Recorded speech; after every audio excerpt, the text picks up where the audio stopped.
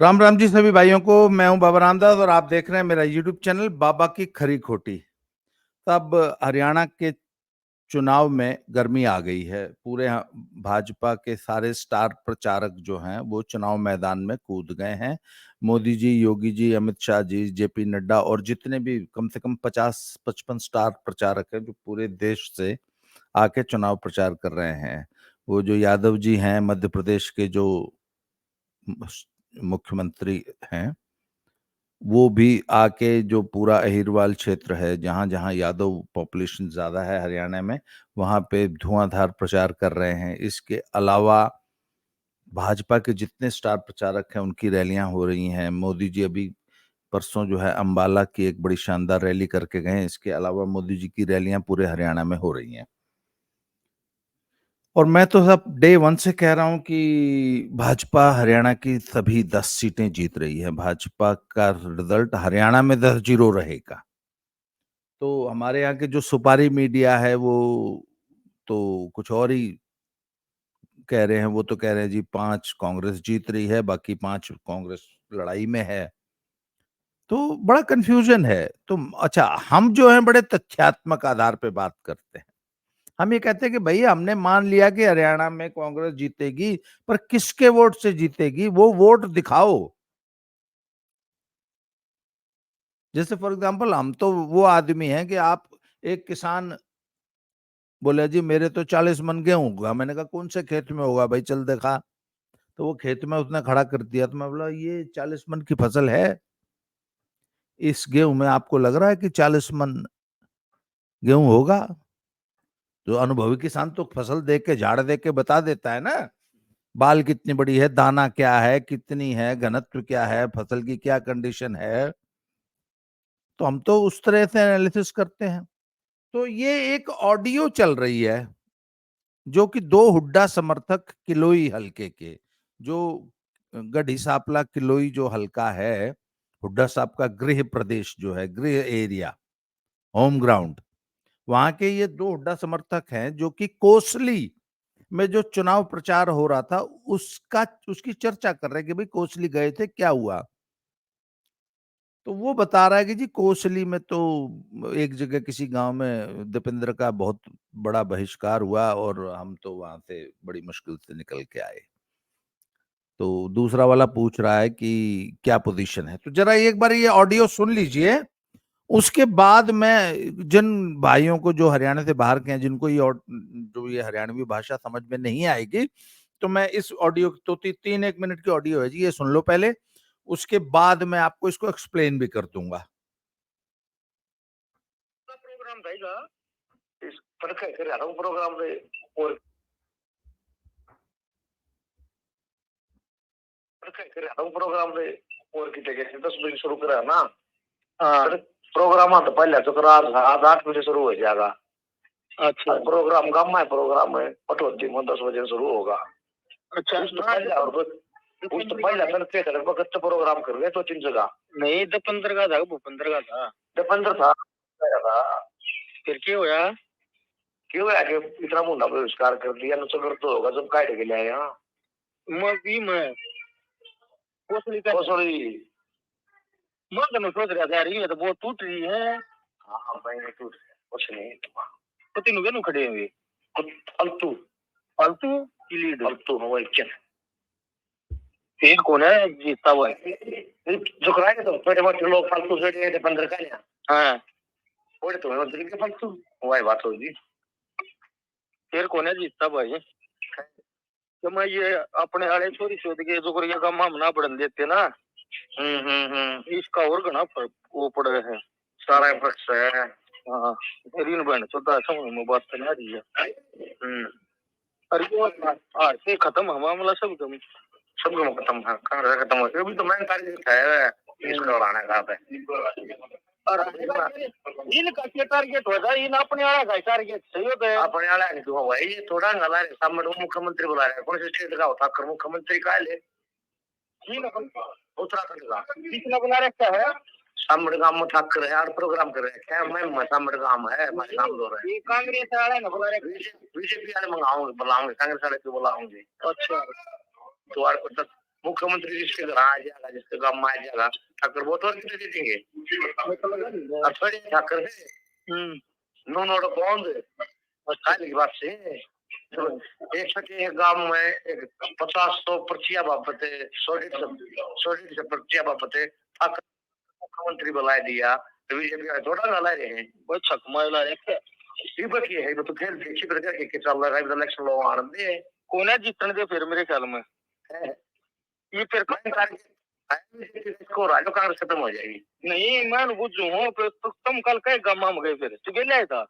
हाँ 10-12 गमा। अच्छा आज भी जाऊंगा तो दिखा रहे एक भाई गाड़ी ले गए जाऊंगा।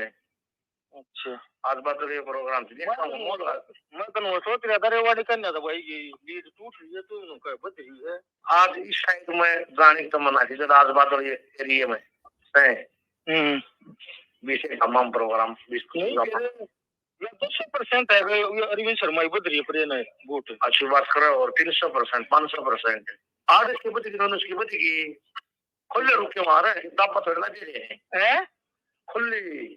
अच्छा लोग है ना तले तले हैं आड़ वोट से तो तले तले में जीपी और तो खुली है। अच्छा जो कांग्रेस वाले बोल रहे हैं आप एरिया में और बीजेपी वाले बोल रहे हैं। अच्छा हाँ और सुना अच्छी बात कर रहे हैं वो बन जाएगी जन वो आए पर तो बुद्ध का बता रहा था ज्यादा बोटा था रहा था 15-20 का। हाँ इस एरिया में ना हम ये एरिया नहीं है सुबह चली आला प्रोग्राम है इस मजाक मेरा लागे जा नहीं पाया तो कहती बके टाइगर जा रहा हूं अगर कहेगा मैं बरसात में। चलो बताइए जी साहब हम तो जाते नहीं बाकी तक कोई रिस्क नहीं लेंगे हम ठीक है बताऊंगा ठीक।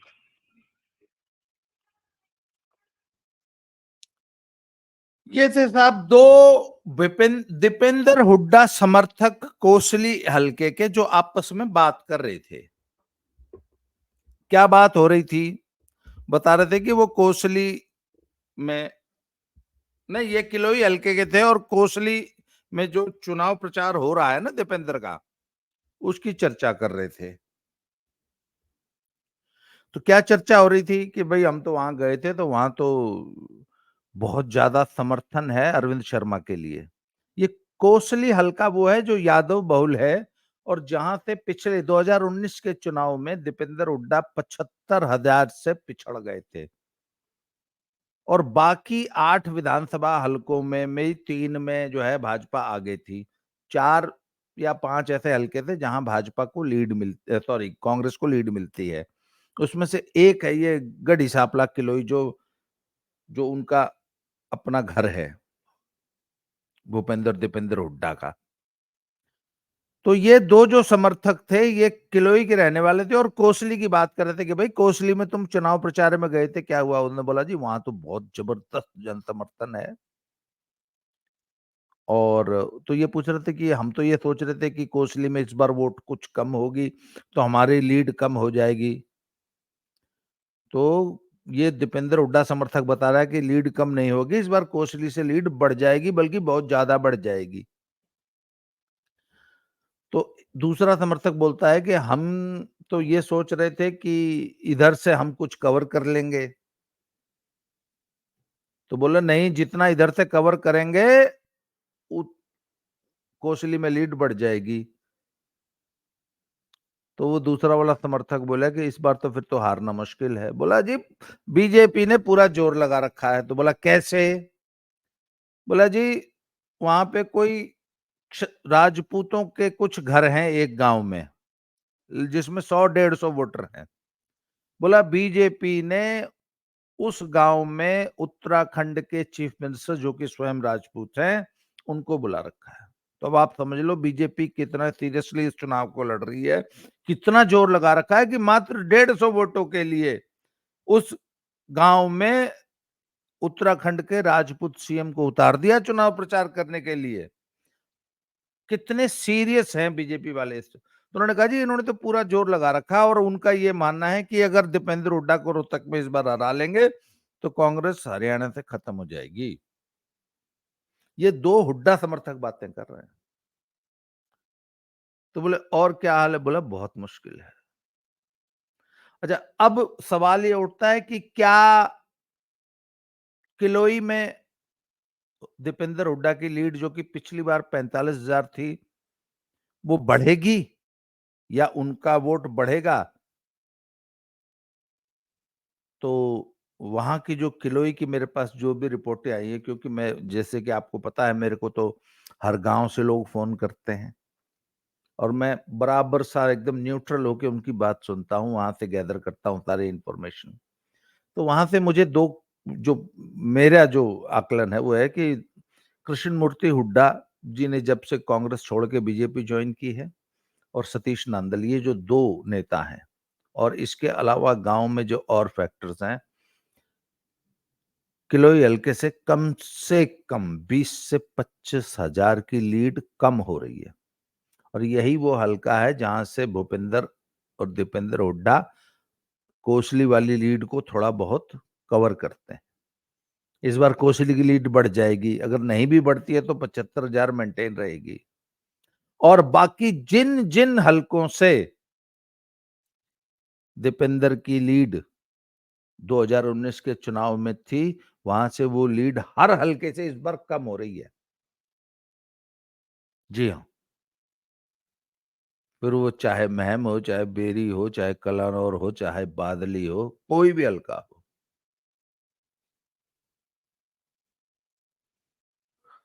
तो जब हम लोग कह रहे हैं कि कम से कम 1.5 लाख वोट से दीपेंद्र हुड्डा ये चुनाव हारेंगे, तो हम हवा में बातें नहीं कर रहे हैं।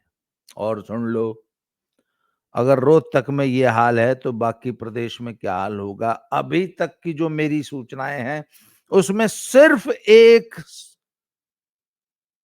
लोकसभा क्षेत्र है जहां कांग्रेस लड़ाई में है, या बल्कि कांग्रेस के पास थोड़ी सी एज है, वो है सिरसा, जहां शैलजा अच्छा चुनाव लड़ रही हैं और अभी तक अशोक तंवर से आगे चल रही हैं। अब आगे देखा जाएगा क्या वो लीड, अपनी लीड को मेंटेन कर पाती है, या अंतिम 3-4 दिनों में बीजेपी उसको कवर करती है, क्योंकि बीजेपी ने भी पूरा जोर लगा रखा है। बाकी अंबाले से लेकर और फरीदाबाद तक, गुड़गांव, महेंद्रगढ़, भिवानी, हिसार, सोनीपत, कैथल, कुरुक्षेत्र, सब साफ है।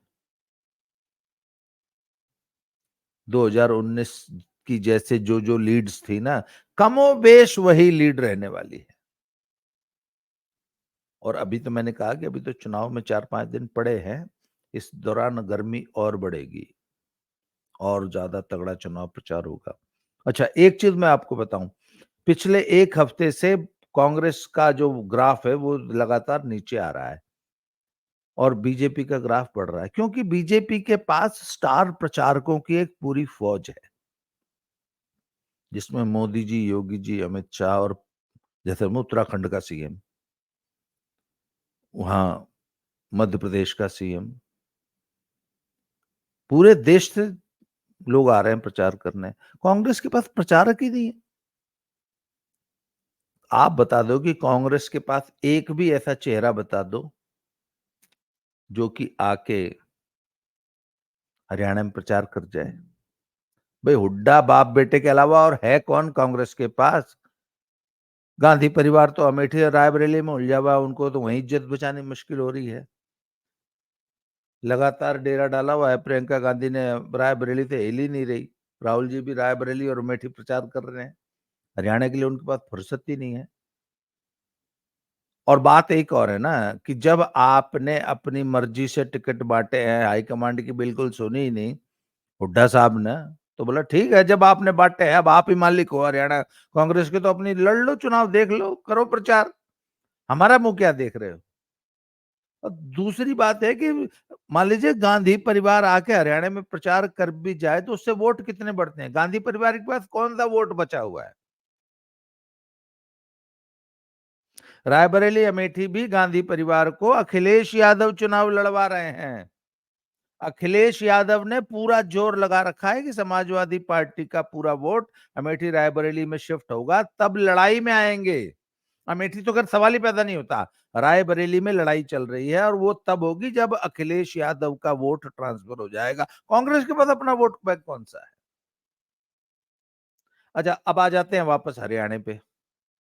तो भैया जो भी ये जितने भी लोग, ये पत्तलपाड़ मीडिया जो है, या ये जो हमारी मीडिया जिसको भी मैं बोलता हूं, जो 10 में से 5 सीट, 6 सीट, 7 सीट कांग्रेस को जिता रहा है हरियाणा में, उनसे मैं एक बात पूछ रहा हूं, किसके वोट से जीतोगे? आज मैं हरियाणा के अपने सभी दर्शकों से एक सवाल पूछ रहा हूं, तुम्हारे पास जाट वोट के अलावा ऐसा कौन सा वोट बैंक है जो तुमको जिता देगा?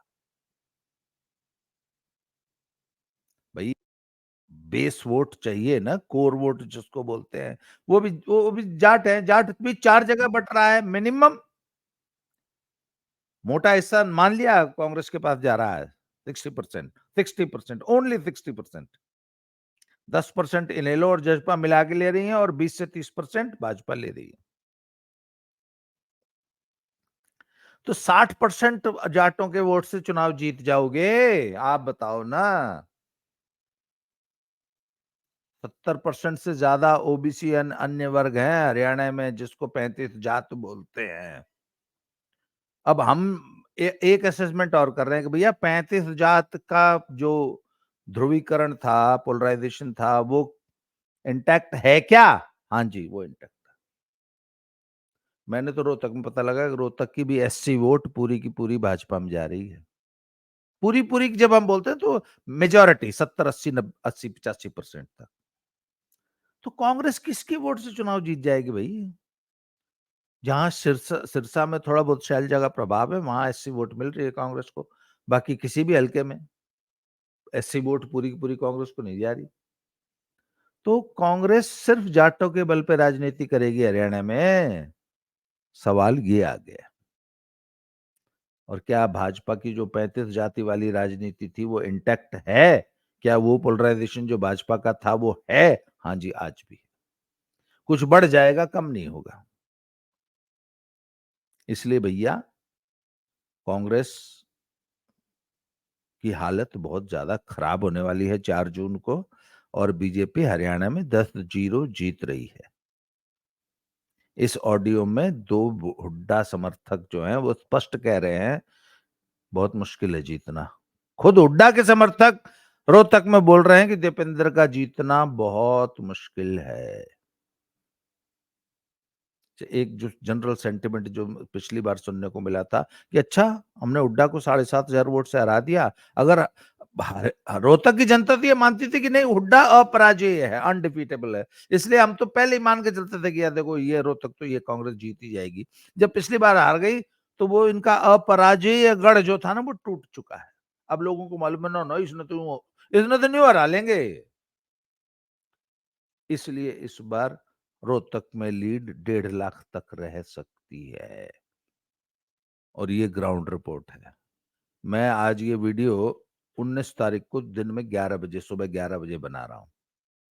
इसी तरह हम रोहतक की, हरियाणा की रिपोर्टिंग करते रहेंगे। आज के लिए इस वीडियो में इतना ही। अगले वीडियो में फिर से मिलते हैं जी। Thank you very much.